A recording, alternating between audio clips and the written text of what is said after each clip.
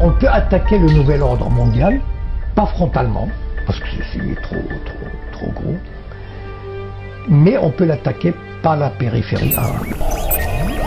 Et là, à la périphérie arabe, Israël est un point faible.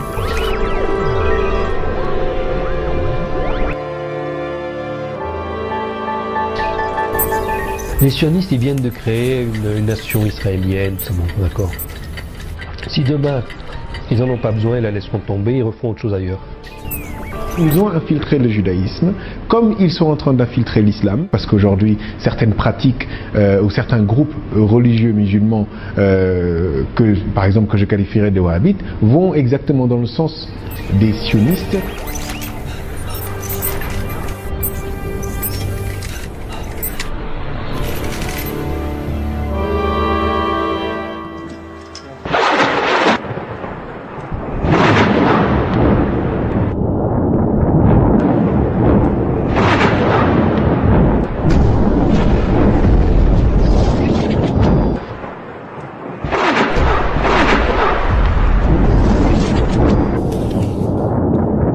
Que le malheur des uns pourrait faire le bonheur des autres. En tout cas, les bombardements sur la bande de Gaza attisent la curiosité. Ces résidents israéliens ont organisé une journée pique-nique, destination 7 collines avec vue plongeante sur les territoires bombardés. Je suis venu voir Gaza, les attaques aériennes, voir nos avions, pour me divertir un peu en ce jour de Shabbat. On voulait être avec nos compatriotes qui vivent près de Gaza. On voulait voir les attaques et tout ce qui se passe ici. I don't write about Jews, the people. I don't write about Judaism. I try to understand what Jewish identity politics is, how Jewish lobbies operate, what is the ideological, the spiritual, and the cultural impetus behind those lobbies, behind those political activity. I do believe that Jewish identity politics is very, very dangerous for world peace, probably the most dangerous political discourse.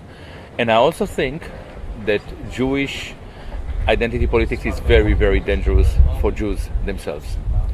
And I would expect Jews to understand it by now, after suffering for so many times.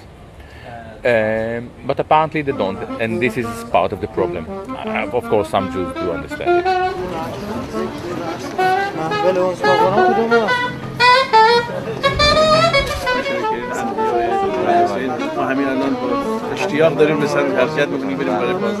I and my colleagues are part of what we call authentic Orthodox Judaism, and we feel, more than we feel, we know that, as you mentioned earlier, Zionism is a danger. It's a danger for the world. It's a danger for the Jewish people. It misrepresents Judaism. It brings a blot or stain on the name of Judaism. It also causes terrible danger immediately. I mean, look how many thousands of people have died in Palestine. And so our purpose in coming out to any of these events is to stress, to bring home to people the complete difference, the complete incompatibility of Zionism and Judaism. And we would hope that the world will not blame Jews and Judaism for the wrongdoings of the Zionists and Zionism. Jews demonstrate constantly. There's tens and hundreds of thousands of Jews. Whether you go to Palestine, whether you will go to New York, this is in Palestine, or if you go to any very, very religious community, here, this is in Washington, D.C., when the president, when Netanyahu came to visit President Obama by the White House, you see tens and tens of thousands of Jews. This is in Jerusalem. This is in, you can see in Manhattan. This is in Manhattan. So you see that all the religious communities around the world, we have in London and wherever there's a very religious community, because they know their religion, they will stand in total opposition to Zionism. This is in London. This is the way it is. But unfortunately, in Palestine, the Jews do stand up, but they get brutally beaten. And we can show the pictures of the brutality of the Zionists against the religious Jews.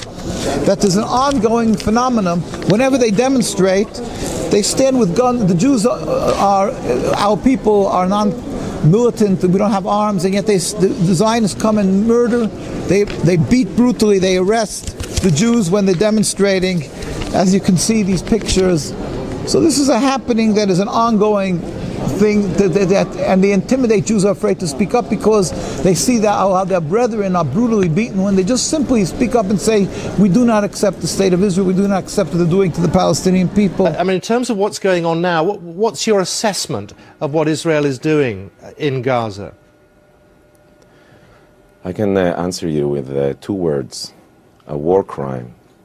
My government is now engaged in a massive war crime, killing hundreds of innocents. It's not just a war crime against the Palestinians, it's a crime against the Israeli people. And on behalf of thousands of Israelis that are demonstrating right now in the streets of Tel Aviv, in Jerusalem, and in many other places, with Palestinians, with internationals, people from all kind of background and all parts of the Israeli society are completely ashamed and against this crazy assault. We know that you cannot kill, as Jewish people, we know that you cannot kill the desire of people to be free.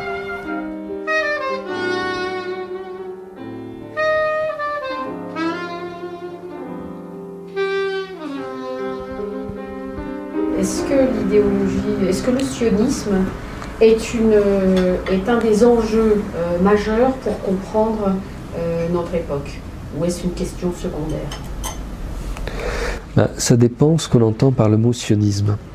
Si les gens croient que le sionisme, c'est simplement le problème d'avoir un État illégitime qui occupe la Palestine, alors on pourrait dire, au fond, c'est vraiment un problème de la Palestine. Le reste du monde n'est pas concerné. Si on pense que c'est juste ça, voilà, bon, on peut avoir de la compassion pour les malheureuses victimes palestiniennes, mais on ne se sent pas concerné. Parce que c'est une question extérieure très loin, voilà, oui. De pas concerne notre vie. Bon. Peut-être si on élargit un peu déjà la question en se disant oui, mais alors c'est curieux quand même parce que ce problème en Palestine devrait avoir une solution juridique, il y a un droit international, tout ça, et depuis plus de 60 ans, il y a un veto systématique à l'ONU dès qu'on aborde l'application du droit international à cet endroit-là. Ce qui fait que, en fait, les Palestiniens sont le seul peuple au monde qui ne peuvent avoir aucun espoir dans le droit international. On leur refuse l'application du droit international. Et dès lors, là, il y a quelque chose qui nous concerne tous, puisqu'il y a une zone de non-droit. Moi, je veux relayer la pensée forte de mes amis israéliens Mikado, Michel Warshawski, Amira Haas, Gideon Lévy, qui disent le gouvernement intérimaire israélien actuel ne veut pas la paix. Et c'est ça qui est grave, car s'il voulait la paix, il négocierait avec le Hamas facilement.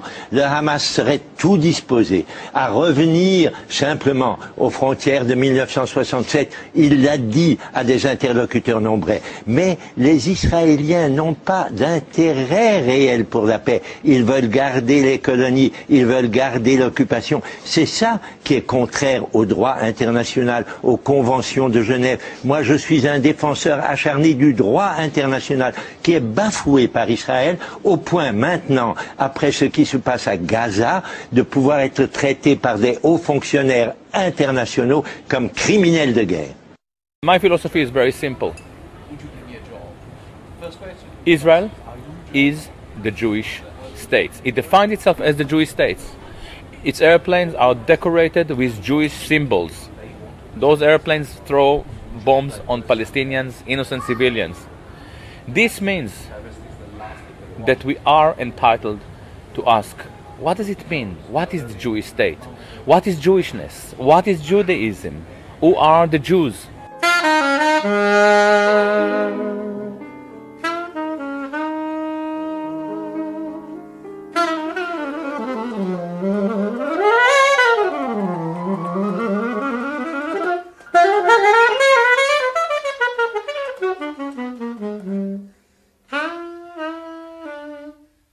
And of course, the Jews that returned, so-called, returned to their homeland were not exactly the same Jews who were expelled from their homeland, right? Because these were expelled a couple of thousand years before that. These were not their descendants either, because this has been a very long time. So these are people, the people that actually came back, so to speak, are people that claim some kind of a heritage, some kind of a connection, a relationship to the ancient Hebrews. And they claimed that they had the right to return to their homeland, and this is what Zionism was about, and this was accepted by the world as the right. They had the right to return. Now, if we talk about the right of return of one nation, you'd expect that there would be, if we accept it as a principle, then you'd expect that we'd accept it in general, across the board. Yet when people talk about the right of return of Palestinians to their homeland, suddenly a red line comes up and everybody says, no, we can't talk about the right of return of the Palestinians. It is very clear that Jews do not form a racial continuum. Yes. I was asked about it, about this issue yesterday in a talk here in Basel.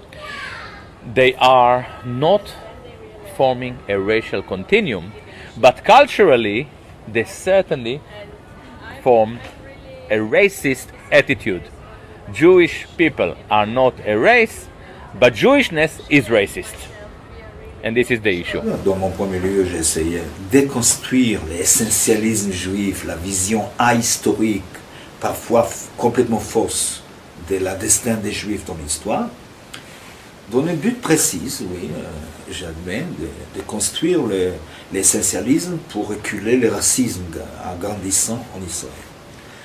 Mais je n'ai pas pensé dans le premier livre de développer l'idée, est-ce que les Juifs ont le droit ou pas le droit sur la terre de Palestine, parce que je n'ai jamais pensé que les Juifs ont un droit sur cette terre, même comme j'étais sûr que les Juifs ont été exilés il y a 2000 ans, errer dans le monde et après on fait un U-turn, retourner en Palestine. J'ai pensé, j'ai cru il y a 10 ans encore de cette mythe légendaire. Mais je n'ai pas pensé, même en affirmant autrefois qu'il y a un peuple juif et tout ça, je n'ai pas pensé qu'après 2000 ans, quelqu'un a le droit d'une terre qui est, il est parti, exilé, etc. Parce que si on veut arranger le monde comme c'était il y a 2000 ans, ça devient une maison de fous, une vraie maison de fous. Rachid Ben Aïssa, comme on dit, je suis intellectuel algérien, je suis prof et j'ai travaillé pour l'UNESCO 25 ans. Vous savez, le seul pays où on en trouve des juifs qui parlent encore hébreu correctement, c'est au Yémen. Alors, je suis allé les chercher parce que je suis un linguiste qui travaille sur les langues et j'ai fait de l'hébreu à l'Institut des langues zo. Sauf que les profs qui m'enseignent l'hébreu, ils l'enseignent avec des accents allemands, etc. Ils ne sont pas capables de prononcer les lettres sémitique, l'alphabet sémitique, le ha, le ka, le kha. Alors pour dire Hamas, on va dire Hamas. Pour dire Baruch, avec K, on va dire Baruch. Voilà. Alors qu'on dit Mubarak et Baraka. Donc là-bas, j'ai trouvé des juifs arabes, ne pas confondre, voilà, le mythe.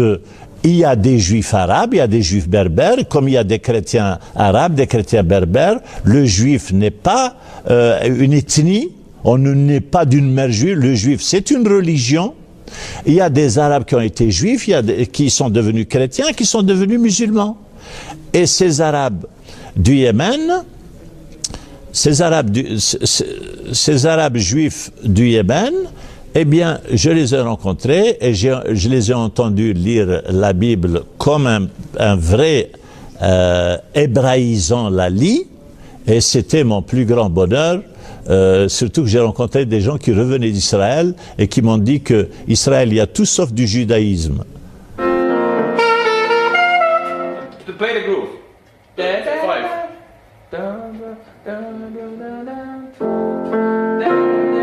5.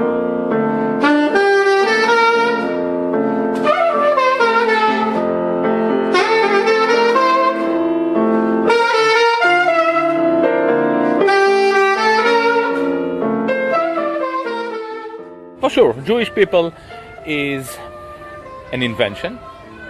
Shlomo Zahn would argue as well that French people are an invention. The German people are an invention, and it is not a secret. The Jews were inventing themselves as a nation in the light of other people.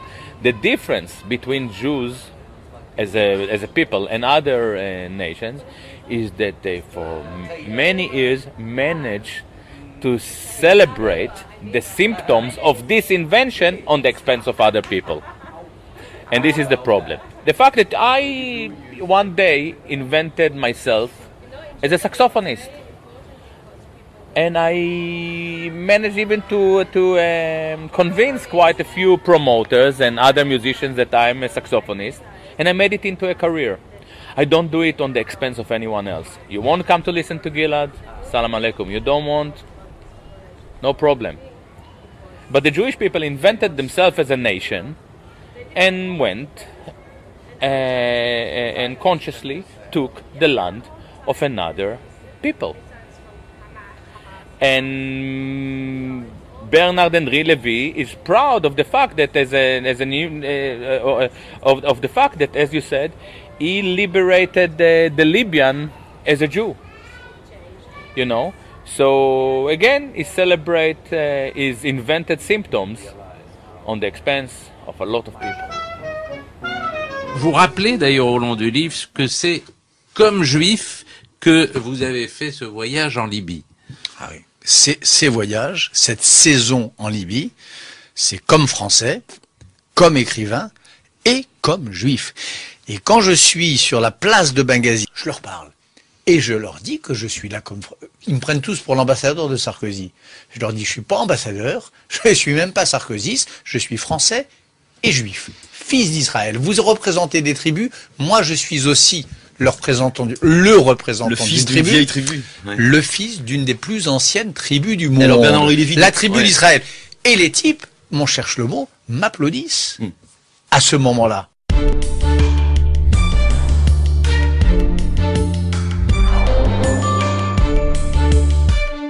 Monsieur Lévy, vous avez eu une grande influence politique dans la décision que la France lance une intervention militaire en Libye.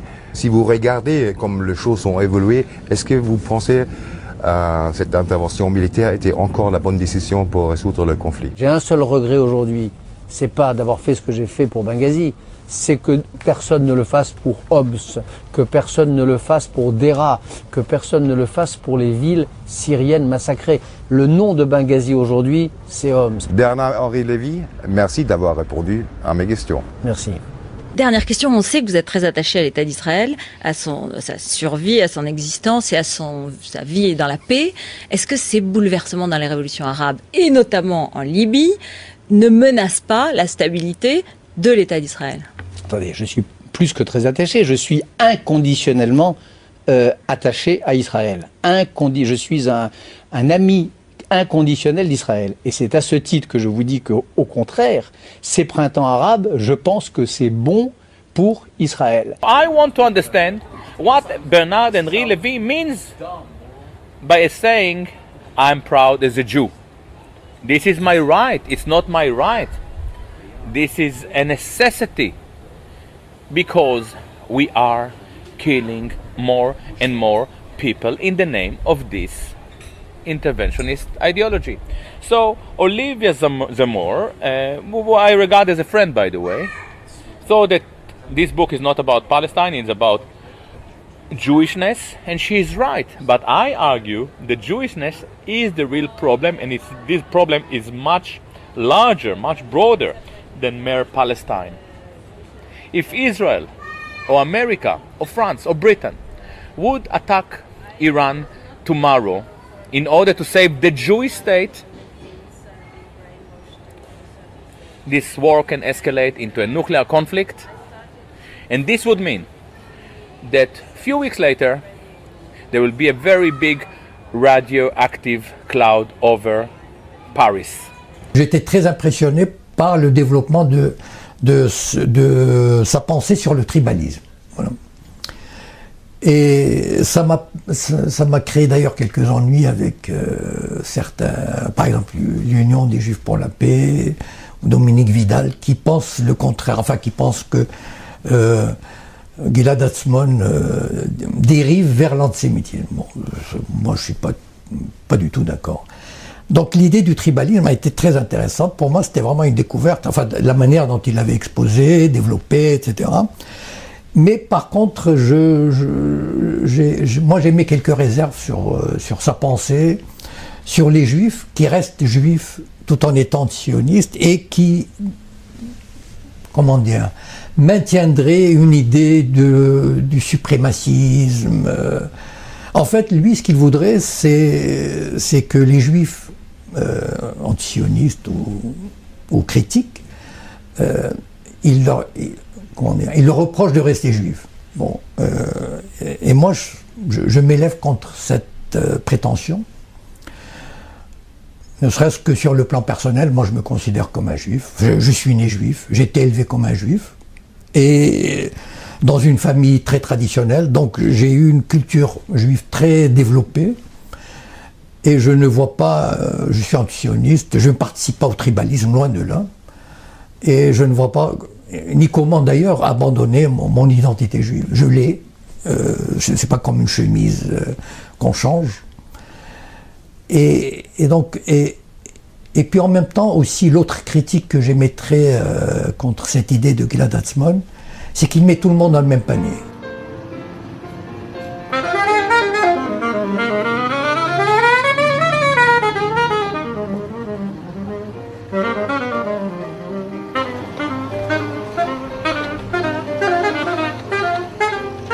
We are aware of the Torah Jews, Neturei Karta, who are Orthodox Jews, who are operating as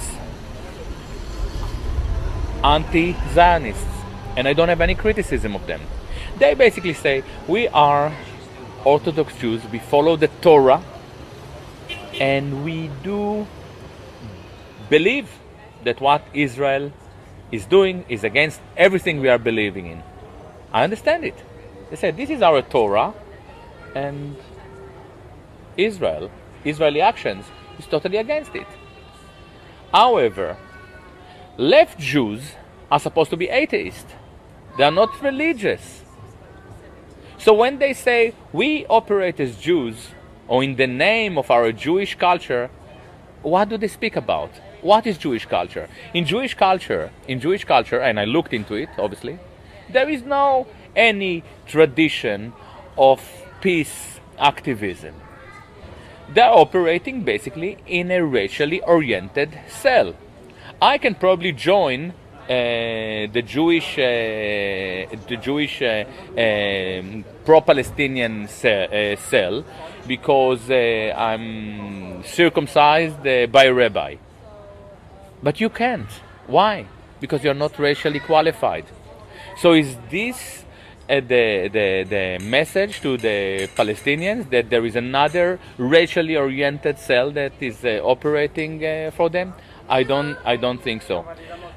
If they want to operate as Jews, I really want to understand what is the ideology and the spirit that they are promoting. Because as far as I'm aware, there is no humanist text or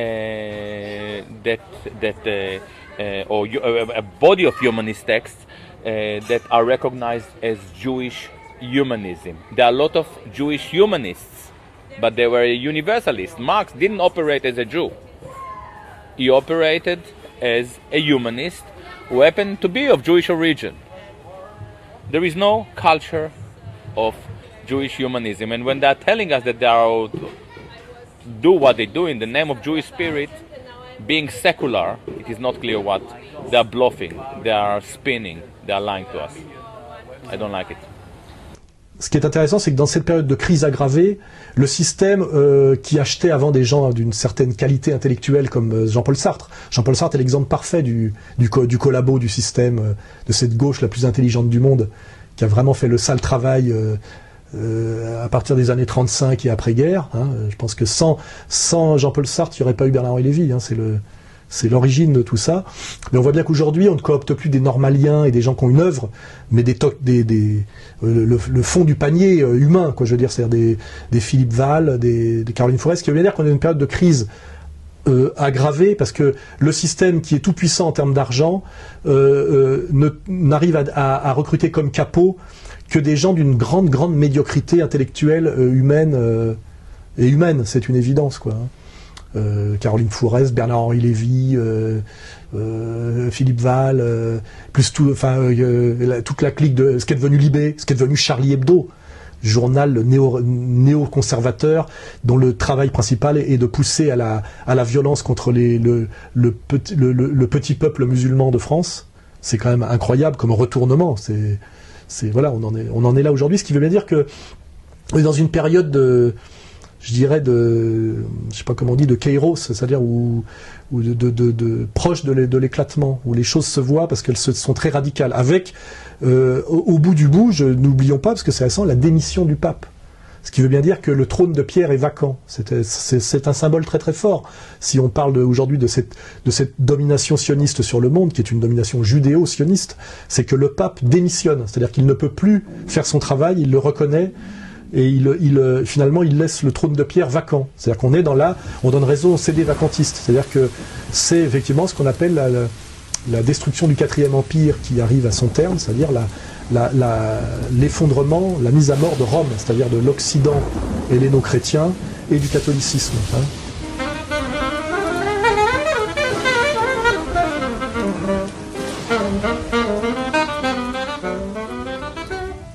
Quand apparaît cette idéologie d'un peuple élu et du reste du monde qui est une sous-humanité, c'est là que se structurent progressivement des stratégies pour assurer cette domination. Et puis alors tout un tas de fantasmes un peu ridicules, hein, où on nous explique pourquoi on cherche à justifier l'injustifiable, cette division de l'humanité en deux catégories. Hein? Pourquoi certains ont des privilèges et que les autres doivent être soumis. J'étais très surpris d'étudier là, ce qu'ils avaient appelé le sommet de Jérusalem, où il y a quelques années, tous les néoconservateurs des États-Unis, les grands dirigeants israéliens de tous partis confondus, tout ça, avaient fait une réunion politique, et évidemment pour justifier qu'il fallait leur donner de nouveaux moyens militaires et tout ça. Mais des gens très sérieux, des personnalités importantes, pas des imbéciles, avaient développé l'idée qu'il est très important qu'il y ait la paix à Jérusalem, et la paix telle qu'ils l'entendent, c'est-à-dire qu'on ait mis tous les Palestiniens à la porte, qu'on ait récupéré Jérusalem-Est, que Jérusalem devienne la capitale de l'État d'Israël, que celui-ci puisse s'étendre, etc., etc. Donc c'était très important qu'on fasse ça, parce qu'il n'y aura jamais la paix dans le monde s'il n'y a pas la paix à cet endroit-là, tel que nous définissons la paix. Donc c'est une sorte de pensée magique. Si on accède à nos revendications à cet endroit-là, alors il y aura la paix sur le monde. Mais si nous, peuple supérieur, nous ne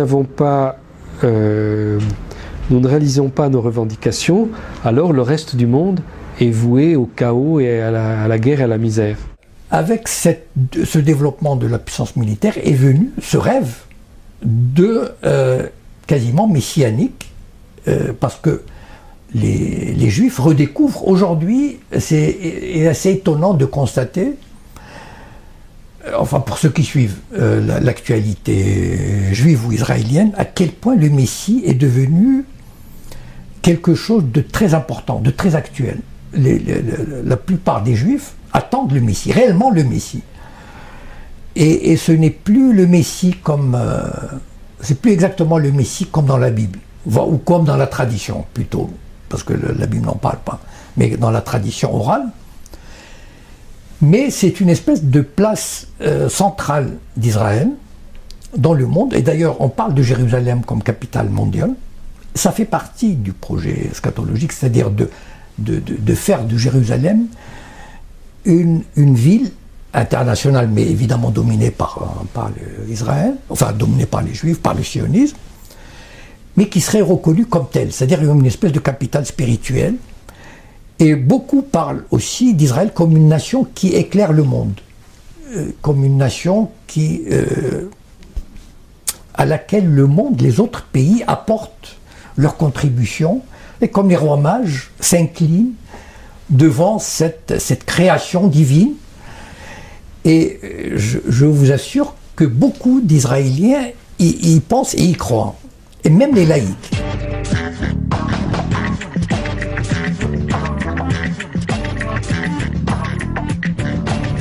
Dans la tradition juive, on dit beaucoup que la paix à Jérusalem est la condition de la venue du Messie. Le Messie arrivera par une certaine porte de la vieille ville, et il arrivera soit pour faire la paix, soit quand la paix soit faite. Donc, véritablement, il y a une dimension, en quelque sorte, utopiste, messianique ou utopiste, de Jérusalem comme lieu de la paix. En fait, les espoirs de paix dans cette région sont liés à ce qui se passera à Jérusalem même. On a souvent dit, par exemple, que le Liban serait le deuxième pays après l'Égypte à faire la paix.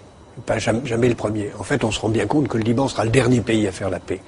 Et bien là, de la même façon, je pense que Jérusalem sera le dernier problème résolu. Parce que personne n'a intérêt à céder, ni les Palestiniens qui ne reconnaîtront pas l'indivisibilité israélienne, ni les Israéliens qui n'accepteront pas. Donc je pense que le statu quo est le plus vraisemblable, même si on peut imaginer, rêver d'un Jérusalem devenant capitale de la planète, qui sera un jour unifié autour d'un gouvernement mondial. C'est un joli lieu pour un gouvernement mondial.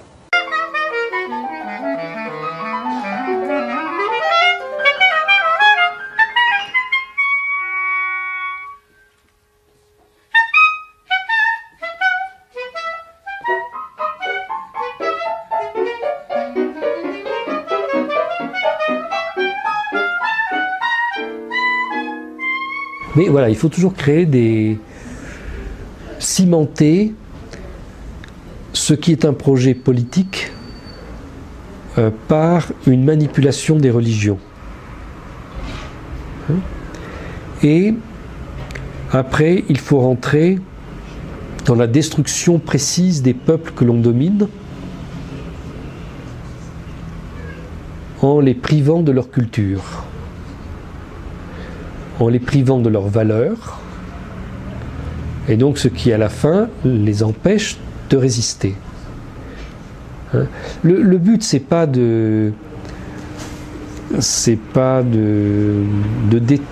comment dire, la destruction de ces cultures n'est pas un but en soi, c'est un moyen pour la domination. Le sionisme, disons, c'est l'expression d'une domination par un groupe. C'est-à-dire qu'il y a un groupe qui doit dominer la planète. Maintenant, ce groupe infiltre des religions, infiltre des idéologies. Là, visiblement, la religion qui est infiltrée par ces personnes, et je distingue bien le judaïsme de leur programme, ils ont infiltré le judaïsme, comme ils sont en train d'infiltrer l'islam, parce qu'aujourd'hui, certaines pratiques ou certains groupes religieux musulmans, par exemple, que je qualifierais de wahhabites, vont exactement dans le sens des sionistes qui ont infiltré le judaïsme. Comme ils vont dans le même sens que des sionistes qui ont infiltré le christianisme à travers de certains mouvements sionistes évangéliques. Donc, il y a un projet en commun qu'ils tentent de mettre en place en infiltrant les différents groupes qui, au départ, ont des des objectifs tout à fait louables. Les religions en tant que telles, normalement, appellent à l'amour, appellent à la cohésion, appellent à la justice. Alors il faut toujours infiltrer ce qui est noble et puis le détourner de son objectif, de ses objectifs. It's a tragedy. It's because the Jewish people have been living hundreds and hundreds of years in Muslim communities, enjoying the hospitality, the safe haven of Muslim and Arab countries. And in Palestine, we've been living together for hundreds of years without any problems, harmonic coexistence, babysitting each other's children. And the only time that this rift developed, that this mistrust and the endless river of bloodshed happened is since the advent of Zionism, which is around 100 years ago. And to explain away all these problems as being because of anti-Semitic, because of religious reasons, is a terrible injustice. So we want to correct this, and we hope that the new generation of media will tackle this problem. And if they correct that, then there could be repercussions in the future, ripple effect, that there could be peace with God's help, both in the Holy Land, Palestine, Middle East, and around the world.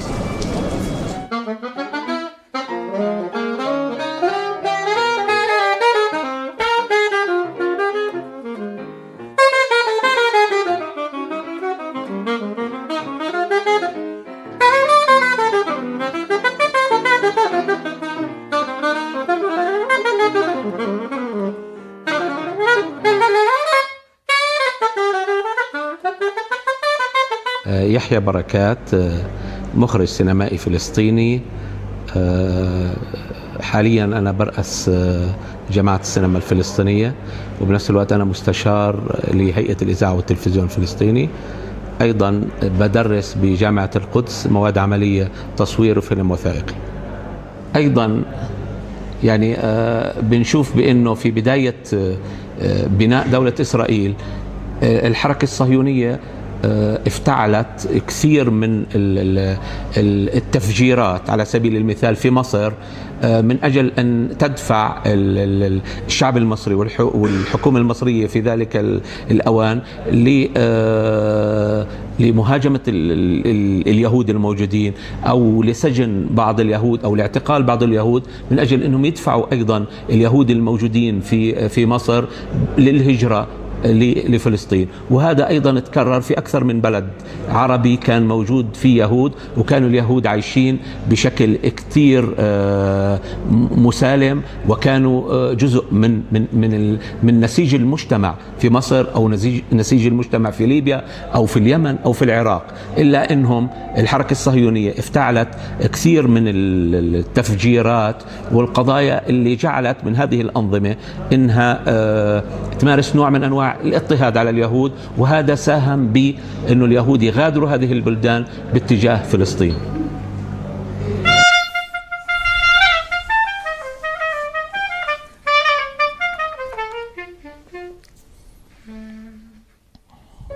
Personnellement, je considère comme ça, quand j'y pense, que j'ai un compte personnel avec l'État d'Israël. C'est-à-dire, en tant que juif marocain, je considère que la communauté juive marocaine, qui était forte de 400 000 personnes dans les années 50, et qui était riche sur le plan de l'artisanat, de la musique, les plus grands chanteurs à l'époque étaient des juifs. Il y avait toutes sortes de monde. Et les sionistes ont cassé, ont brisé cette communauté. Ils l'ont pour leur propre, pour les emmener dans le désert, pour en faire de la chair à canon, etc. Ou du lumpen prolétariat. Et quand je pense à ça, et je pense à ma famille qui vit plus ou moins enfin, je veux dire que c'est jamais réellement... Bon, les enfants s'intègrent, c'est obligé. Mais eux, ils sont assis entre deux chaises. Et je pense à ce massacre, à ce crime historique qu'ils ont commis. Et ils l'ont fait dans tous les pays arabes. Et ça, je pense que c'est une dimension qui n'est pas réellement politique, mais qui est personnelle, communautaire, et ça me touche énormément. C'est un élément, c'est une dimension que lorsque j'y pense, me fait énormément mal au cœur. In the American Jewish community, For many, many years, Zionism was a very minority current. Until after World War II, I would say most Jews were not Zionists. Many Jews were living in Eastern Europe in a culture that went back hundreds of years. They weren't interested in moving to Israel particularly, or being part of Israel. But since the end of World War II, this movement to try to get more American Jews to go to Israel, to see Israel as the homeland of all Jews, to get people to give money to Israel or defend Israel, has been underway, since 60 years now. And it's had a big effect, largely because as information came out about what happened in World War II, as people understood that millions of people were killed, there was a feeling of insecurity and of fear, and that this could happen again. And, Israel positioned itself as the defender of the Jews. Ironically, one of the very first things that Israel did was to destroy the Jewish language. They destroyed Yiddish as the main language of Eastern European Jews. Didn't want it in Israel. They wanted Hebrew. They wanted a more macho society built around the idea of a Sabra, a person who was born in Israel, a kind of a Sparta idea, that Israel would be, this center of defense of Jewish people worldwide, and that all Jews essentially are Zionists. So if you criticize the leadership of Israel as a Jew, you can't be called anti-Semitic, but you can be called self-hating. You're a self-hating Jew if you don't accept the Israeli government. Yeah, I'm not just a self-hater.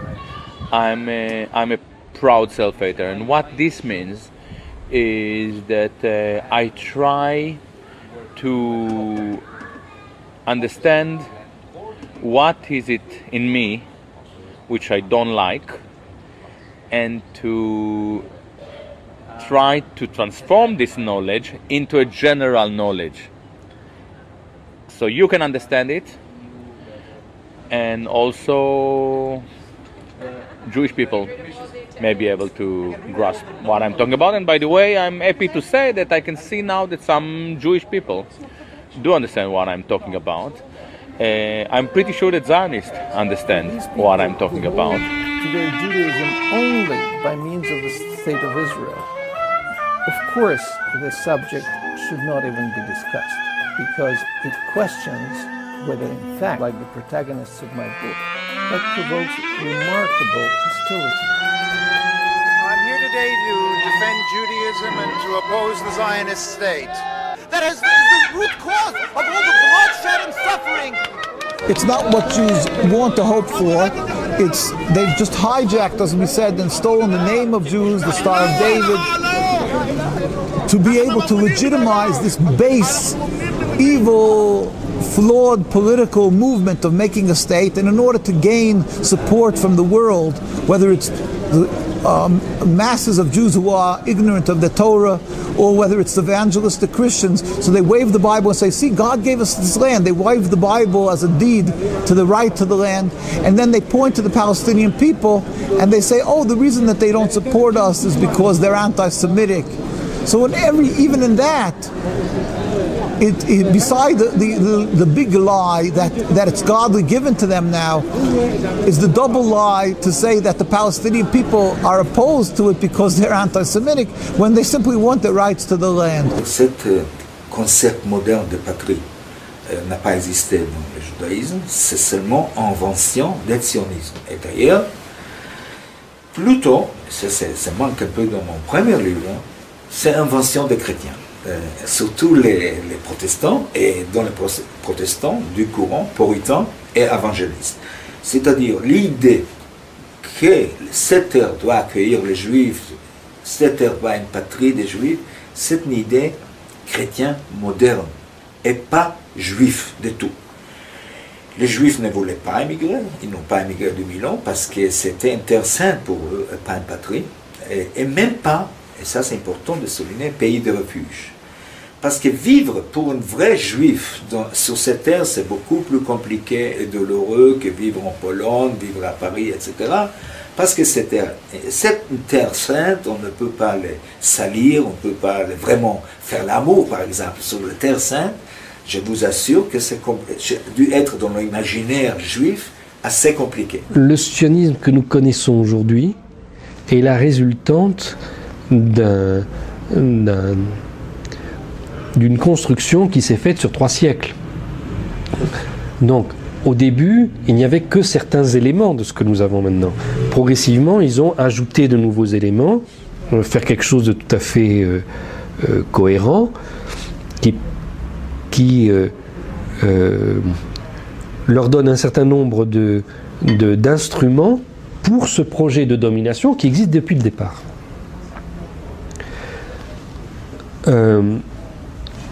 Alors, j'ai fait un travail historique pour montrer que ça part de Cromwell, des Anglais, d'une secte particulière en Angleterre, et que l'idée prévoit tout de suite d'inclure la diaspora juive dans ce projet, mais qu'elle ne s'y inclut que progressivement et sous certaines conditions. بالأساس اللي ربط هاي المجموعة وشكلها هو المال.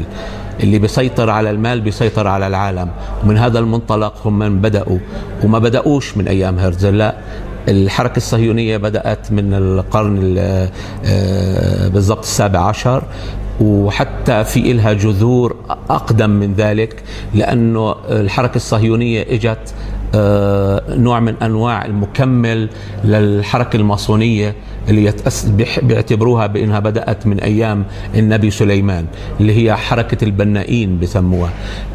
وكيف بأنه هاي المجموعة كان بيناتهم رابط وكان بيناتهم إشارات تجمعهم من أجل بأنهم يسيطروا على العالم، لأنه اعتبروا أنه المفهوم البنائين اللي هم من عندهم قدرات هندسية، أنه هذا الرابط ممكن يخليهم هم من النخبة. ومن هون يعني الحركة الماسونية امتدت وتوزعت في كل العالم. فالحركة الصهيونية هي امتداد للماسونية، وأساس وجذر مفهومها المال، ومن خلال المال كيف يمكن أن تسيطر على السياسة وعلى الاقتصاد وعلى المجتمع.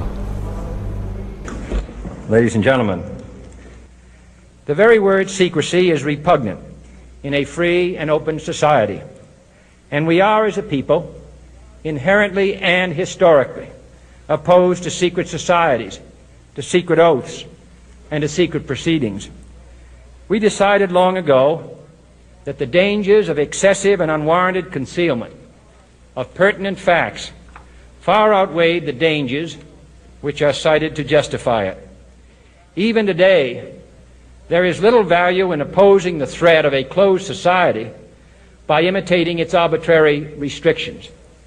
Even today, there is little value in ensuring the survival of our nation if our traditions do not survive with it. And there is very grave danger that an announced need for increased security will be seized upon by those anxious to expand its meaning to the very limits of official censorship and concealment. Y a-t-il un lien entre le sionisme et la franc-maçonnerie? Je ne crois pas qu'il y ait de lien en soi. Maintenant, la franc-maçonnerie, c'est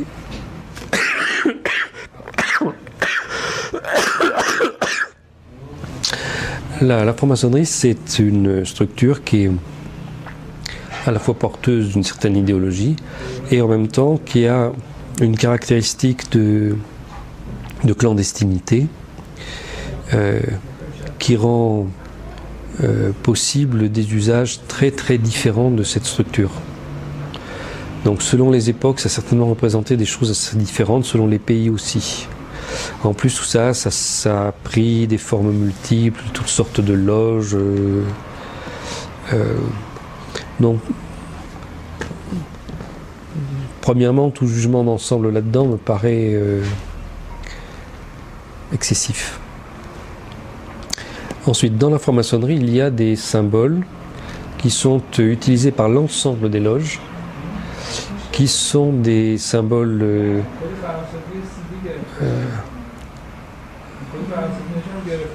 d'origine juive, alors plus ou moins reliés à la Bible, mais pas nécessairement. Et il y a évidemment quelque chose de très troublant dans l'usage du mythe de Hiram, l'architecte du temple de Salomon, et le fait que les francs-maçons se proclament ceux qui sont en train de reconstruire le temple de Salomon. Bon, peut-être que ça a des sens très différents pour les gens, hein. Il y a des gens, c'est peut-être quelque chose purement symbolique, on va reconstruire le lieu de l'adoration et de la connaissance. Mais il est assez évident que au XXIe siècle, et quand on sait tout ce qui s'est placé sur l'esplanade des mosquées, tout ce qui tourne autour de cette idée de la reconstruction matérielle du temple de Salomon, l'usage de ces symboles est quelque peu problématique.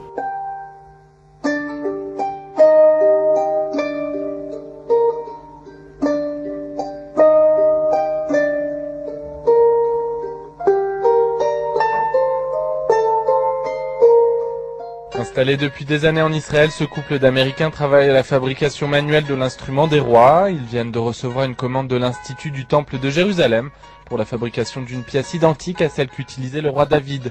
Cette commande appartient à un projet d'envergure mis sur pied par l'Institut qui collecte tous les éléments qui appartenaient au temple en vue de sa reconstruction. Le troisième temple, qui sera un lieu de prière pour toutes les nations, sera élevé très bientôt et nous préparons ici les éléments dans leur dimension originale, leurs matériaux originaux, comme ils sont décrits dans le livre. Many remain skeptical over the funds invested in the future reconstruction of the temple and if it will bring true peace. Well, you know, a lot of people will try anything for peace, and John Lennon said, all we're saying is give peace a chance. And so why not try the one thing that God himself promised? You know, we're called a kingdom of priests and a holy people, the chosen people. Now, not everyone is comfortable with that appellation. I woke up one morning and there it was. I didn't fill out a form. And it doesn't mean that we're the best pediatricians and Wall Street brokers and film producers. We happen to be that also, but that might be a coincidence. But what it really means is that God has chosen the Jewish people to be the vehicle throughout the saga of human history wherein he proclaims to the whole world that he exists. And you know what? When you look at a Jew in the world today, there's no other explanation for the fact that we're here except that there's a God in the world.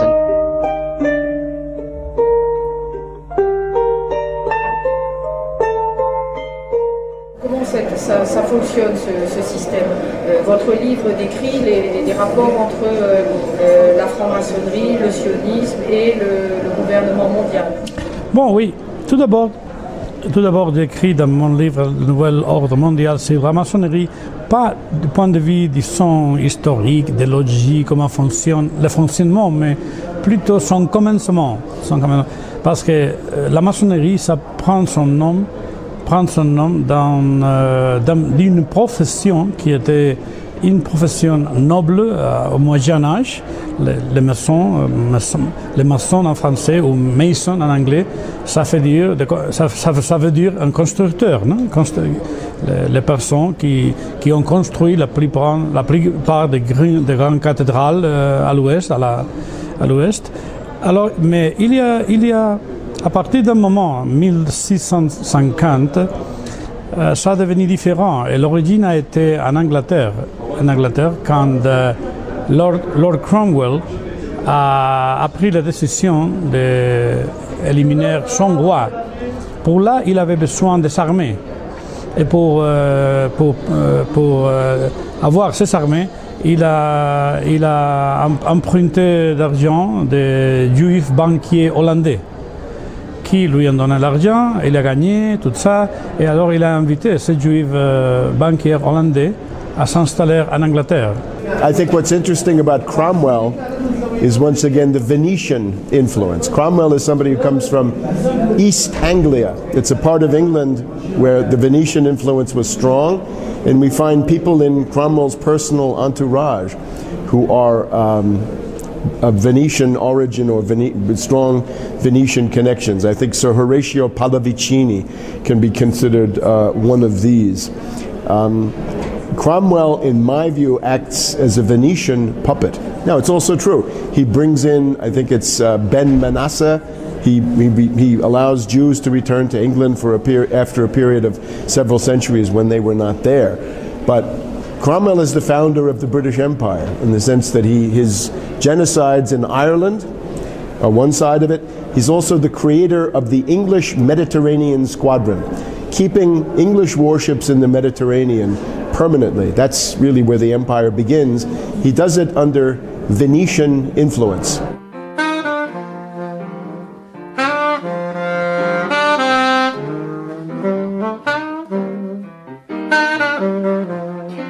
Il se trouve que dans la secte restaurationniste dont faisait partie Cromwell et dans certains courants à l'intérieur du judaïsme, il y a des points communs très forts qui ont fait que ces gens-là ils pouvaient bien s'entendre et qui pouvaient concevoir un système où il y a des gens qui sont des élus et puis les autres qui sont rien et qu'on peut exploiter sans avoir de mauvaise conscience, puisqu'ils sont rien, ils sont des sous-hommes, quoi. Et certainement on n'a pas assez travaillé pour comprendre comment ces idéologies ont pu se mêler, se structurer. Et il faut savoir que ce que Cromwell a lancé, ça a donné donc les orangistes en Irlande, ça a donné les afrikaners en Afrique du Sud, et ça a donné le Mayflower et la construction des Amériques, l'extermination des Indiens d'une part, et enfin l'État d'Israël d'autre part. Mais ça a eu plusieurs branches, tout ça. Et il y a une absolue logique à tout ça.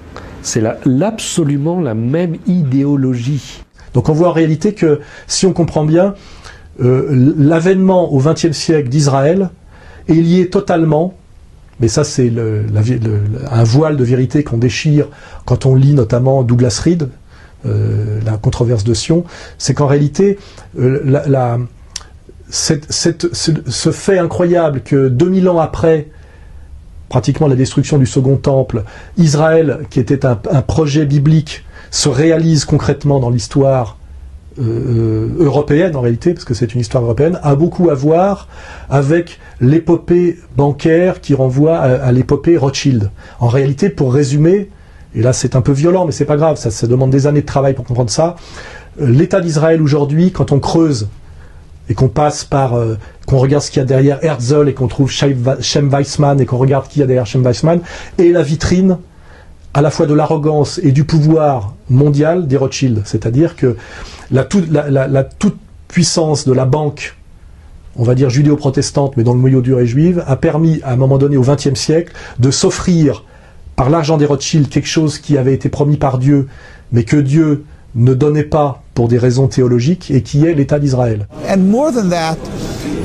in the Torah it's very clear to a Jew that our expulsion from the Holy Land with the destruction of the temple was a decree of God because of our spiritual lacking, not because of our physical lacking.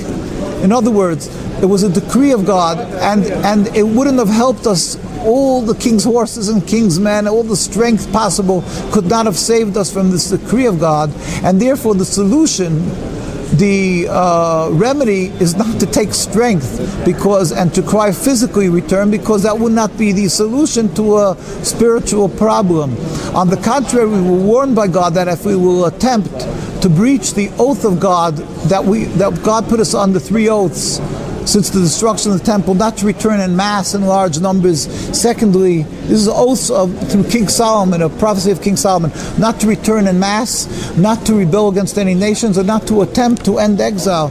So by attempting to breach all these oaths, by going back en masse, creating a state, fighting the nations, and explaining to the world that it's our beginning of redemption, they're breaching all these oaths, and we were warned by God that it will bring catastrophic results for the Jewish people because it's fighting God's hand, it's going against God.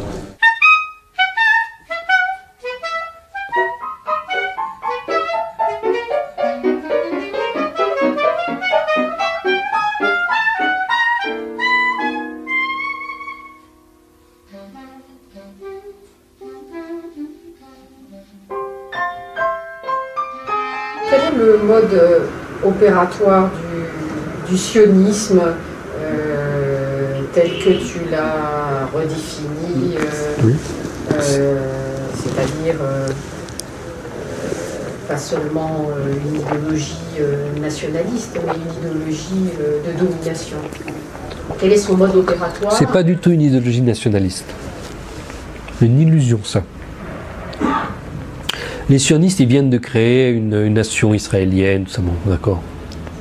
Si demain, ils n'en ont pas besoin, ils la laisseront tomber, ils referont autre chose ailleurs. Il n'y a aucun nationalisme dans le sionisme. C'est une idée élitiste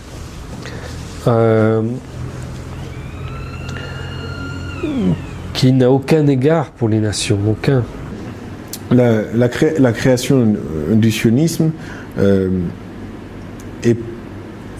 le sionisme en tant que tel n'est pas forcément lié à l'État d'Israël. Ce nom sioniste, effectivement, est lié à l'État d'Israël, mais l'idéologie et la domination que ça représente est beaucoup plus ancienne. Aujourd'hui, son expression est le sionisme.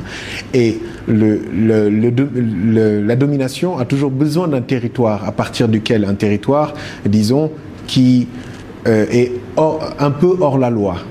Un peu hors la loi, un peu hors de la logique de cohésion qu'il peut y avoir entre les hommes. La domination a besoin d'un îlot à partir duquel il va pouvoir gérer et pouvoir toujours se replier et espérer se replier en cas de problème. Israël a été créé en ce sens-là, sauf que cette fois-ci, on a réussi à joindre une idéologie de domination avec une religion, en exploitant et en infiltrant une religion, parce que les premiers endroits auxquels avaient pensé les sionistes étaient par exemple l'Ouganda. Et l'Ouganda ne répond pas forcément à une logique religieuse de rétablissement du peuple d'Israël sur sa terre, sa première terre. Non. Sauf qu'après la Seconde Guerre mondiale, même avant, parce que la déclaration Balfour et même bien avant, on avait déjà cette idée d'utiliser cette motivation religieuse pour amener les Juifs à adhérer à ce projet. L'idée principale, c'est que les Britanniques voulaient dominer le monde et savaient qu'ils ne pouvaient pas y arriver tout seuls. Ils avaient besoin de têtes de pont. Ces têtes de pont allaient leur être données par la diaspora juive.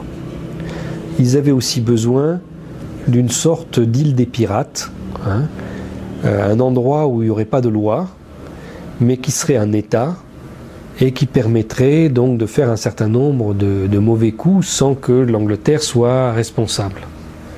Donc au lieu de l'île dans les Caraïbes, là, c'est ce qui va devenir l'État d'Israël. C'est un endroit où il n'y a pas de loi, on fait ce qu'on veut, et on a une réserve militaire et un système financier qui permettent de faire d'étendre cette puissance britannique.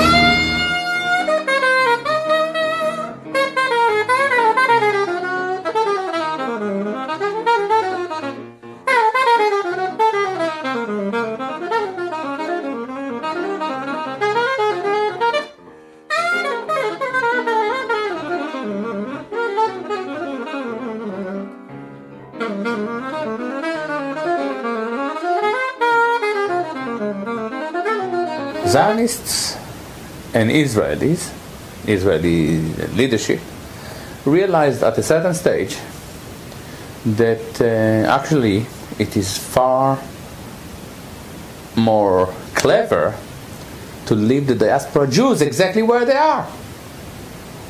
Try to think about a guy like Wolfowitz.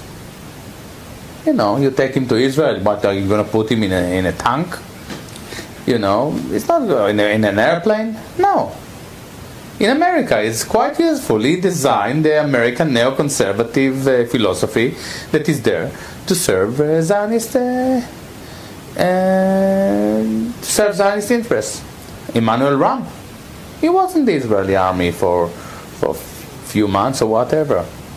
But in America, he was the chief of staff of the White House. Much more useful. The same applies to Lord Levi. What are you going to do with Lord Levi in Israel? In Britain, he funds the Labour government. At the time, this government launches a criminal war for Israel. Beautiful. Or actually not beautiful at all. What happened at 9/11 is we didn't have a strategy, we didn't have bipartisan agreement, we didn't have American understanding of it, and we had instead a policy coup in this country. A coup. A policy coup. Some hard-nosed people took over the direction of American policy, and they never bothered to inform the rest of us. I went through the Pentagon 10 days after 9/11. I couldn't stay away from Mother Army. I went downstairs, I was leaving the Pentagon, and an officer from the Joint Staff called me into his office and said, I want you to know, he said, sir, we're going to attack Iraq. And I said, why? He said, we don't know. He said, I said, well, did they tie Saddam to 9/11? He said, no. And then I came back to the Pentagon about 6 weeks later. I saw the same officer. I said, why haven't we attacked Iraq? We still going to attack Iraq? He said, oh, sir. He says, it's worse than that. He said, he pulled up a piece of paper off his desk. He said, I just got this memo from the Secretary of Defense's office that says we're going to attack and destroy the governments in 7 countries in 5 years. We're going to start with Iraq, and then we're going to move to Syria, Lebanon, Libya, Somalia, Sudan, and Iran. This country was taken over by a group of people with a policy coup. Wolfowitz and Cheney and Rumsfeld, and you could name a half dozen other collaborators from the Project for a New American Century. They wanted us to destabilize the Middle East, turn it upside down, make it under our control.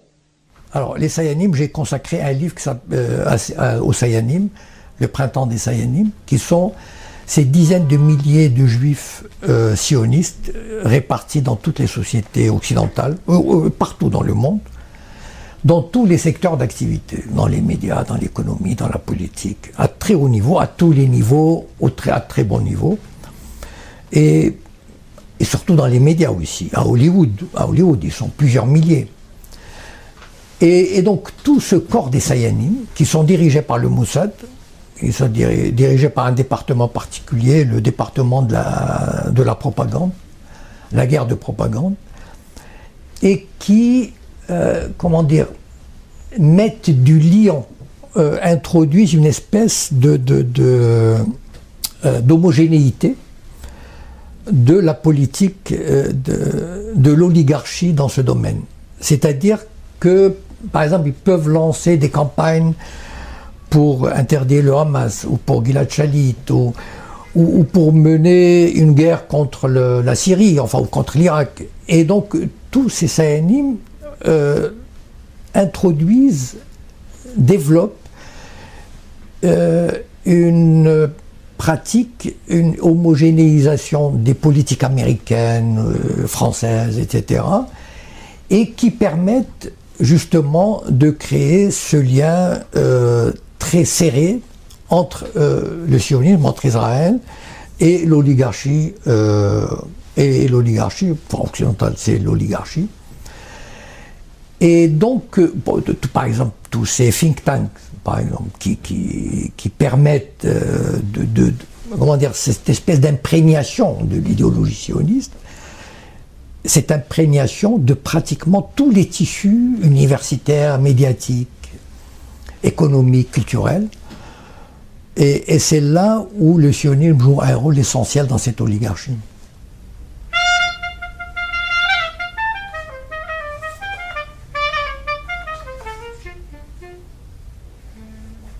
اون لابی صهیونیستی هستش که تونسته در کشورهای قدرتمند غربی مسلط بشه و نذاره مدیران سیاسی و رؤسای جمهور و مجالس اون کشورها مستقل عمل کنن که خب یکیش در خود جریان آیپک هست در کاخ سفید و نظام حاکم بر آمریکا. شاید یک لابی قوی تر دیگه در خود فرانسه باشه که تونسته به هر حال کاری میکنه که فارغ از اینکه اصلا رئیس جمهور چه کسی هست اون رئیس جمهور موظف میشه و خود دولت فرانسه موظف میشه عملا با جریانات صهیونیستی هماهنگ بشه. خب قوانینی که اونجا حاکم میشه که اصلا نمیشه علیه صهیونیست حرف زد، نمیشه در واقع با حتی نظر تحقیقاتی و دانشگاهی علیه جنفساید و مثلا موضوعی به اسم قتل عام در آشویتس به تحقیق پرداخت و در اون تردید کرد و تشکیک کرد. به نظر میرسه که بله اون قدرت اصلی صهیونیست قدرتی است که در نظام حاکم بر آمریکا و بعضی از دول اروپایی بخصوص فرانسه تونسته مسلط بشه و بازار صنعت، بازار سرمایه و بازار طب رو عملا در اختیار خودشون قرار گرفتن و دارن به این شکل در دنیا مدیریت میکنن. Ce que je pense du sionisme, c'est tout simplement, je n'ai même pas à penser, je lis une étude américaine faite par deux grands universitaires, deux professeurs qui enseignent dans les universités les plus cotées en Amérique, Jewish Lobby, vous allez sur Google, et la conclusion de cette étude, c'est que Jewish Lobby en Amérique, AIPAC, ne défend pas les intérêts d'Amérique, il défend les intérêts d'Israël. Donc à partir de là, c'est pas moi qui le dis, ce sont des universitaires américains, ils sont pas musulmans, c'est des sociologues qui produisent un document. On peut pas faire de la science politique sans étudier les lobbies. En France, on dirait les groupes de pression, on n'ose pas dire lobby. J'ai utilisé une fois lobby, on m'a dit que tu es un antisémite. Et donc, en Amérique, il y a au moins cet avantage du First Amendment, c'est qu'on peut parler du Jewish Lobby. Chaque jour, ça figure dans New York Times, Washington Post. C'est c'est quelque chose d'identifié. Voilà, reconnu. Évidemment, c'est la place par laquelle doivent passer tous les candidats à la présidence. Ils doivent passer par là pour recevoir la bénédiction avant d'aller au Yad Vashem, voilà, pour d'ailleurs comme se faire couronner. C'est pour ça que même le président français va aller là-bas. Hein. J'ai lu ça tout récemment parce que, autrement dit, il n'y a pas à interpréter. Il faut juste voir. Pourquoi faut-il aller à Tel Aviv pour devenir président des États-Unis ou président de la France? C'est une question très simple. C'est que ils ont des moyens de vous faire élire, des moyens financiers, des moyens médiatiques.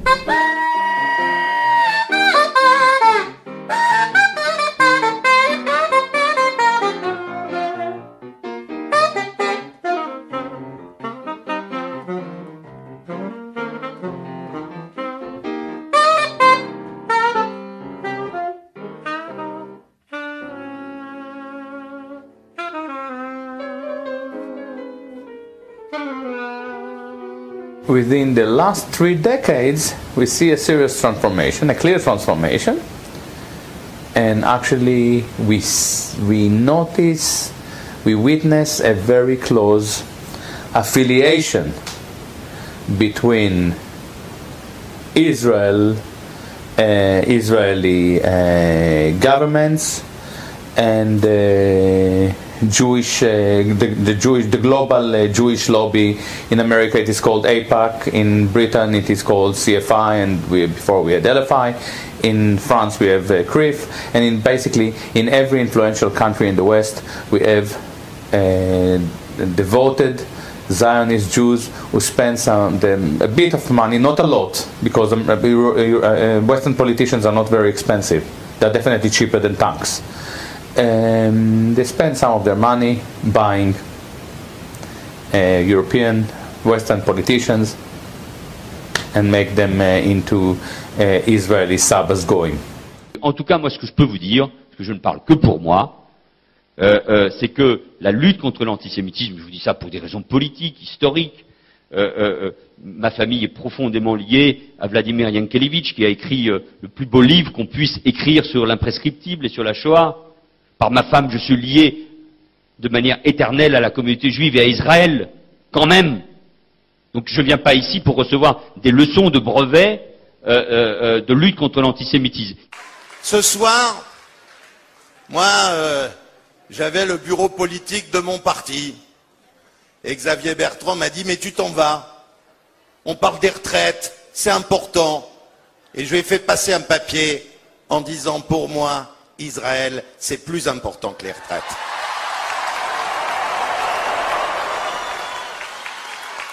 Tous les hommes politiques, à un moment donné, qui ont été antisionistes, quand ils ont continué à monter dans la hiérarchie politique, sous contrôle, on va dire, impérial, ont été obligés de se rallier au sionisme. Vous pouvez le vérifier de tous les hommes politiques, y compris José Bové, vous voyez ? Y compris, comment il s'appelle, le maire de Bègle, là, j'ai oublié son nom, Noël Mamère, tous, vous verrez que c'est... Et là, vous avez vraiment les rites de soumission, et ces rites de soumission montrent bien qui a le pouvoir et qui ne l'a pas. Parce qu'en dernière instance, on se soumet à qui a le pouvoir, pas à qui ne l'a pas. Et donc vous voyez bien que le pouvoir est bien bancaire et sioniste, et quand vous dites qu'il est bancaire et sioniste, vous voyez bien que finalement le sionisme n'est jamais que la vitrine du pouvoir bancaire, ce qui veut bien dire que ce pouvoir bancaire n'est pas seulement la logique du capital et la dérive du capital, mais aussi une vision en dernière instance religieuse d'une élite, d'une élite qui en dernière instance a une vision théologique et téléologique, et qui renvoie beaucoup, comment dirais-je, à la vision prophétique et messianique de ce qu'on appelle les Lévites, et qui renvoie aussi à la passion du Christ et à ce que Jésus-Christ a bien montré du doigt, notamment tel que le raconte Matthieu dans les évangiles, quand il a chassé les marchands du temple, et qu'il a bien, comment dirais-je, séparé la vraie religion de la religion dévoyée, devenue mammonique et satanique, en montrant du doigt ceux qui l'ont mis à mort, et qui continuent à le mettre à mort jour après jour, qui est le Sanhédrin. Et qui est le Sanhédrin d'aujourd'hui? C'est le CRIF. Et vous voyez bien qu'avec le CRIF, vous avez à la fois le pouvoir bancaire, le pouvoir sioniste, la diabolisation systématique par l'antisémitisme, et la soumission de toutes les élites françaises et de tous les corps constitués à cette puissance par le dîner du CRIF. And they have succeeded in order to promote their idea of forming and maintaining a state in Palestine. They've succeeded in infiltrating government circles in Europe and particularly in the United States, and to the extent that anybody who wants to succeed, particularly in the United States, anybody who wants to succeed in politics there has to be prepared to support the state of Israel. And they have built up, perhaps through financial influence, but they have built up a tremendous influential power in support of their cause. Mi chiamo Claudio Moffa e sono professore ordinario all'Università di Teramo di storia delle relazioni internazionali. Insegno anche storia del diritto internazionale. Inoltre ho fondato nel 2005-2006 il Master Enrico Mattei in Vicino e Medio Oriente, che tuttora coordino e dirigo. La svolta vera invece c'è stata quando è crollato il blocco sovietico. Si è creato uno squilibrio internazionale che ha permesso agli Stati Uniti e a Israele di praticamente fare quello che volevano. Ha prodotto ricordiamoci al proposito che la Russia post-sovietica in una prima fase era guidata da Yeltsin e quindi era completamente assente come punto di contrapposizione sullo scenario internazionale. Del resto, una caratteristica fondamentale del ventennio che ci separa oggi dalla fine del blocco socialista è la crescita del potere di Israele, del potere delle sue lobby in molte parti del mondo. In Russia abbiamo la lobby della famiglia finanziaria di Yeltsin, con Berezovsky, Gusinsky, Khodorovsky, tutti magnati della finanza che si erano appropriati delle industrie di Stato e che poi però sono stati sconfitti da Putin. Negli Stati Uniti, come ci dicono Walter Meschemer, la lobby israeliana è diventata egemone non soltanto fra i democratici ma anche fra i repubblicani, e il controllo dei mass media, il ruolo dei mass media in un'epoca di globalizzazione anche dell'informazione ovviamente hanno prodotto il resto. I mass media negli Stati Uniti sono quasi tutti in mano appunto a diciamo direttori di origine ebraica, questo e legati sicuramente al sionismo. You know, I've lived in Hollywood for 25 years now. I've worked in the film industry for that long. And I've worked at the lowest and the highest levels of the industry. Hollywood by and large is a chaotic machine through which individual ideas come to expression through the use of pools of money that move around. The industry itself was founded largely by Jews leaving Russia. Many Jews came, and there are a lot of Jewish artists and thinkers, and Jewish traders, for example, who've developed sums of money, and they came to Hollywood because it was a way where they could express their ideas freely without fear of recrimination. And so there was a center of Jewish people that developed in Hollywood. But to say, for example, like some do, who don't know Hollywood, that Hollywood is controlled by Jews is inaccurate. Hollywood is controlled by corporations. And some Jews, some Jewish people, who may not be religious Jews, who may just be Jewish by birth, happen to be presidents, vice presidents, in control of some aspects of Hollywood movie making.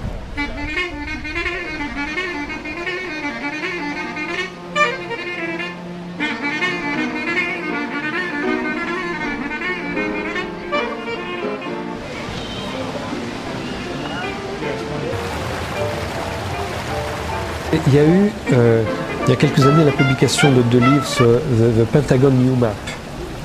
Donc c'est cette idée comme ça d'un monde organisé en un centre et des périphéries successives. Illustré au cinéma par des films de science-fiction où dans les périphéries successives, les hommes sont dégénérés. Souvent, ils ont été victimes de radiation atomique, etc. Ils sont tous... bon. Et donc, les gens bien sont au milieu. Et pour aller se nourrir, ils ont besoin d'aller chercher des matières premières dans cette périphérie. Ils vont devoir affronter ces hommes dégénérés. Et c'est tout à fait normal de les écraser, de les tuer. Ce ne sont pas vraiment une humanité. Bon, que l'Irak devienne un chaos général, c'est le problème des Irakiens, c'est pas notre problème à nous. De te dire qu'est-ce que c'est que les Irakiens, c'est jamais que des Arabes. Bon. Et en plus, sont musulmans, donc ça. Mais il y a des puits de pétrole. Et nous devons sécuriser ces puits de pétrole. Donc, autour des puits de pétrole, il y a des installations militaires. Et puis, le jour où le puits de pétrole est fermé, ben, on s'en va, puis c'est tout. Les indigènes, les sauvages, ils restent dans leurs problèmes, ça ne nous regarde pas. C'est une vision impériale extrêmement nouvelle. Jusqu'alors, toujours les empires se préoccupaient de créer une stabilité là où ils étaient. L'Empire romain, quand il arrivait, il construisait des aqueducs, il amenait des thermes, il organisait, il développait les endroits où il s'installait. Tandis que le sionisme, l'endroit où il arrive, il ne développe rien. Il détruit, il pille, il s'en va. Jamais le sionisme n'a laissé derrière lui un grand monument. Jamais. C'est quelque chose sans aucune contrepartie.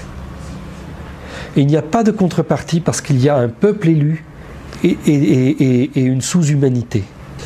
Donc, impérialo-sioniste, il y a de plus en plus de gens qui révisent l'analyse consistant à dire qu'Israël, c'est un instrument de l'Amérique. De plus en plus de gens se rendent compte que, en réalité, l'Amérique est... Obama ne peut rien dire contre. Il répète chaque fois que je ne sais pas qui garantit qui. Israel's security is sacrosanct. It is non-negotiable. And Jerusalem will remain the capital of Israel, and it must remain undivided. There's no country on earth that would tolerate missiles raining down on its citizens from outside its borders. So we are fully supportive of Israel's right to defend itself from missiles landing on people's homes and workplaces and potentially killing civilians. And we will continue to support Israel's right to defend itself.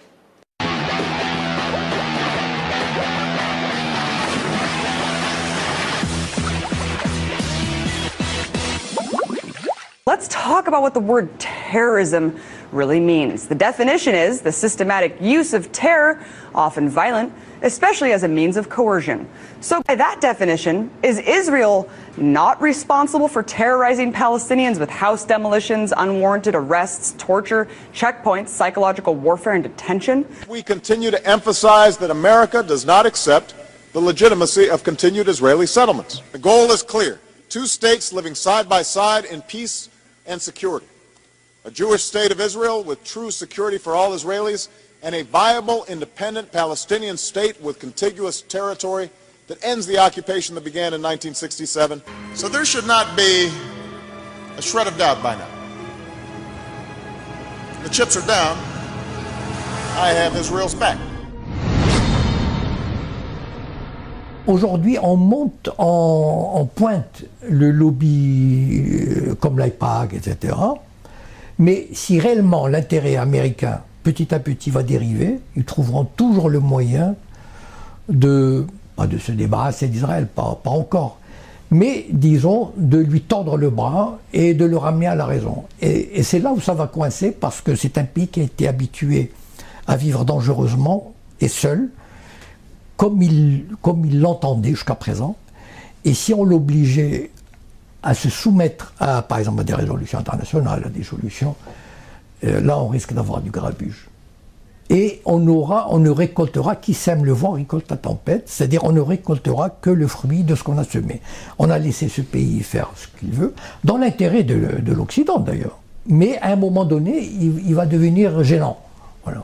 Their personal distrust of Barack Obama as an ally of Israel is a disgrace.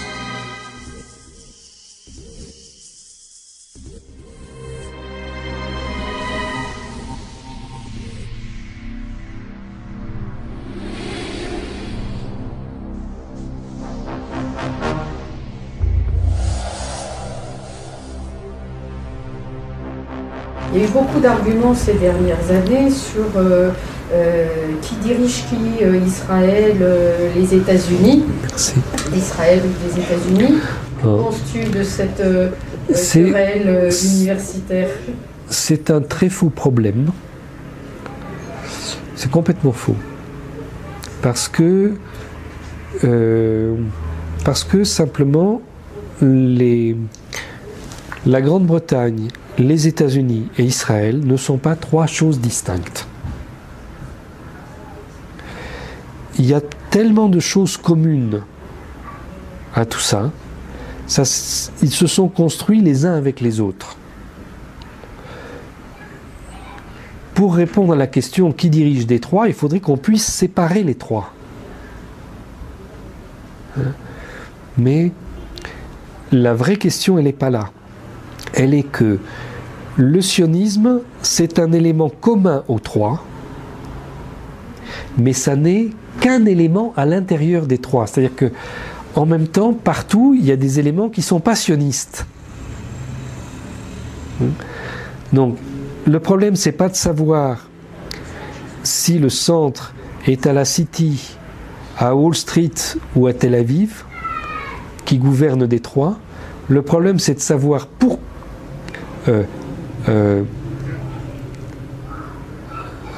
à quel moment les sionistes sont eux-mêmes victorieux dans ces centres de décision. On a ouvert vraiment la porte de Pandore avec ce pays. Et comme il est doté d'ogives nucléaires, enfin centaines d'ogives nucléaires, il a 6 sous-marins nucléaires offerts par l'Allemagne pour compenser le génocide. Et donc qui peuvent se balader en Méditerranée, en mer Rouge, partout. Et donc ils peuvent faire peser une menace assez extraordinaire. On imagine la menace qu'ils peuvent faire peser même sur l'Amérique. Ils sont capables de tout. Voilà. Ces gens-là, aujourd'hui, sont capables de tout. Et ils deviennent hargneux. Ils sont vraiment, moi, quand on les écoute, quand on les entend, on ne peut rien leur dire. Voilà. Ils sont, comment dire, c'est l'enfant gâté à qui on a tout donné et qui ne peut rien accepter, aucune remarque. Je veux dire, il y a eu cette petite reconnaissance minable de la Palestine à l'ONU, et ils ont réagi comme des... Voilà. Mais... Ils développent une paranoïa extraordinaire. Et c'est vraiment le sentiment de forteresse. Et tout le monde est contre nous, tout le monde est antisémite. Margaret Thatcher, vous savez comment le surnom qu'on lui donnait, l'antisémite. Margaret Thatcher, antisémite. Mais c'est ça, c'est-à-dire tout. Il faut voir ce qu'on dit, même François Hollande, même Sarkozy, il ne leur plaît pas à 100%. Il n'y a aucun dirigeant qui leur plaît à 100%. En fait, ce qu'ils voudraient, c'est quasiment quelqu'un qui dise amen à tout ce qu'ils font. In order to make the Palestinian solidarity into a vivid discourse, we should address the problem. The problem is not merely political, the problem is the Jewish state. We are dealing with the Jewish state. We are dealing with Jewish ideology, we are dealing with Jewish lobbies globally, all over the world. And then the Palestinians are just part of this conflict. As a matter of fact, they're just in the forefront, unfortunately, I'm very sorry for them, they are in the forefront of a very big battle. Et dans ce projet de domination, il y a un aspect qui est que pour dominer, il faut aussi diviser les hommes et leur enlever leur âme. Donc il y a vraiment une idée de destruction des cultures, des valeurs qui sont différentes d'un endroit à l'autre, mais d'une déshumanisation extrêmement organisée et profonde des sociétés. De destruction des tissus sociaux. C'est le seul projet de domination qui est allé aussi loin. C'est un projet de domination dans lequel on considère toujours que les ennemis ne sont pas les États, les ennemis ne sont pas les gouvernements, les ennemis ce sont les peuples. C'est fondamental comme idée dans ce projet.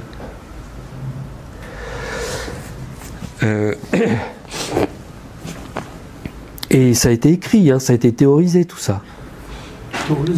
On en a fait des théories de tout ça.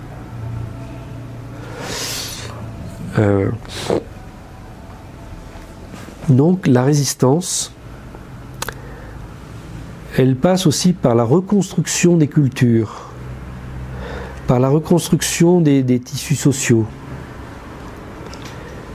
Et là, il ne faut absolument pas rentrer dans les impasses morales dans lesquelles on s'est mis, parce que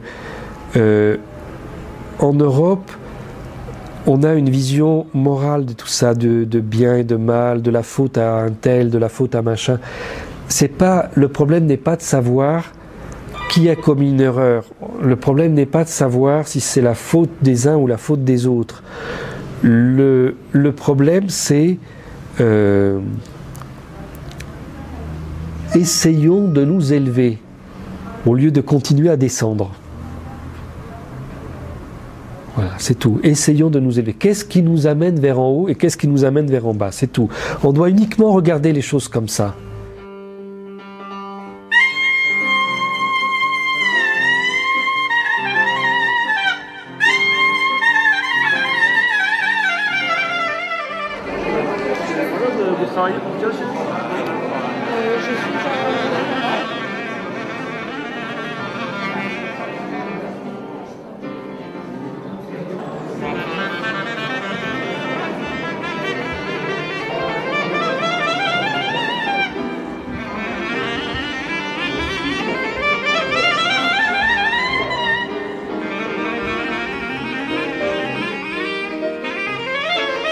Also communicated through its own media. It didn't mistake it. This movement has also largely gone from an American tour to American. As a consequence, Al Jazeera